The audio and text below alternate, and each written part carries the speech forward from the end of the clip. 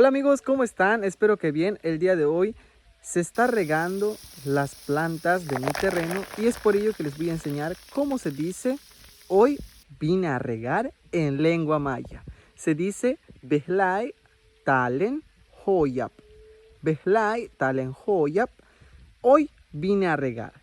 Behlai Talen Hoyap. Y seguimos aprendiendo frases el día de hoy. ¿Cómo puedo decir está floreciendo en lengua maya? Tan u lolanquil. Tan u lolanquil está floreciendo. Tan u lolanquil está floreciendo. ¿Y cómo puedo decir? Esta es una mata de aguacate. Lela juncul on. Lela juncul on. Esta es una mata de aguacate. Una frase más para el día de hoy. Lela ulol chujukpakal. Esta es una flor de naranja dulce.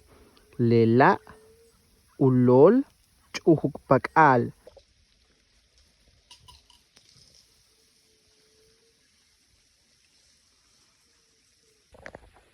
Malo, canantaba. Bueno, cuídate.